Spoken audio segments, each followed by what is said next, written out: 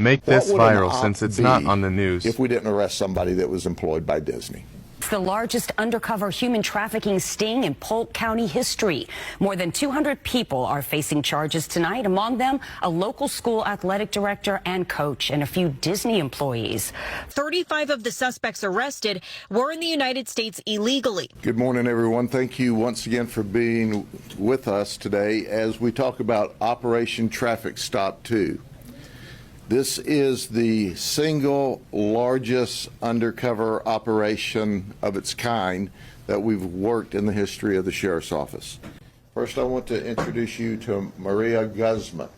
She's here illegally. She's from Orlando. That's right, she's one of the human traffickers. You always think of the guys being human traffickers, but she is the one facing a first-degree felony charge, which is 30 years in prison. And then the second human trafficker that we've charged is from Chicago. Did I mention to you that he's here illegally? That's right. He's come here illegally to victimize people in the United States. Kenneth Green from Davenport. He works for Disney. He's a training coordinator. Then there's Marquise Nixon. Newsflash, he works for Disney. He works in security. And then there's Carlos Rote from Davenport. Newsflash, he works for Disney. He's a custodian. He's married. You know, I don't know what his wife thought about it, but Disney wasn't happy. Newsflash, Zachary Vu works at the Swan Hotel at Disney. The Swan is a separate entity, but it's on Disney property. Then there's Adam Trotter from Davenport. Adam's 31. He left his one-year-old daughter at home by herself while he came to this location to have sex. Not really. He said the dog was watching the baby. Did you hear? Did you hear what I said? We interviewed the dog, and the dog said wolf. I guess that means yes in dog language. David Green's from Massachusetts. He's an air conditioner contractor. And he's a special kind of guy. He's 42 years of age, and he's divorced from his wife, and she lives in South Florida. But David, being the kind of wonderful dad he is, flew to South Florida to pick up his daughter because he wanted to celebrate her 15th birthday. So he brought her up to the attractions and promptly left her in the room while he went out to have sex. Here you go, daughter. You enjoyed television in a motel room in Central Florida. Dad's going to be gone for a while. So for his daughter's birthday, he celebrated by wanting to have sex. Now, we call ex-mom. You know, ex-spouses are sometimes difficult anyway. To say that she was angry would be an understatement.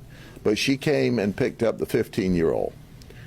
Well, I'd like to wish the 15-year-old a happy birthday. For her birthday, we arrested her dad and put him in the jail. So that's where he spent the birthday weekend. Then there's Russell Rogers from Winter Haven. This is a now photo, okay? This is a photo of him in the county jail. He came to have sex. You want to see a before photo? This is Russ Rogers, the athletic director at Vanguard School. And he also is a teacher at Auburndale High School Real Academy. And he currently is not a head football coach, but a coach at Vanguard and Auburndale High. The interesting part, not only did he negotiate to have sex, he negotiated to have sex with a lady without protection. And then he's going to go home to his wife. We know historically a lot of these ladies have STDs. So was that a welcome home gift that he potentially could have given to his wife? Frank Bidark, he's from Claremont. This guy's just a freak. He wanted to do all kinds of nasty stuff. He's 76 years old. 76 years old. And he wanted to do a lot of nasty stuff. I want to go over the dumbest one that we've ever had. All right? This guy has marshmallows for brains. As he's coming to the op, we have to stop a car out in front of the undercover house. So there's the blue lights and the red lights. She immediately gets on the phone and says, "Don't come here, don't come here, the cops are out on the road." Wait, wait. Well, he shows up to see the cops. In a few minutes, the undercover op texts him, "Come on in, I'm ready." You can't make this stuff up. The dude went in. He showed up. Did you hear me? Did you hear what I said? This guy, after watching the cops in the street, he showed up. I was there. I saw it. I shared with him the fact that, "Mister, I've watched hundreds of arrests. You win the trophy." That is the dumbest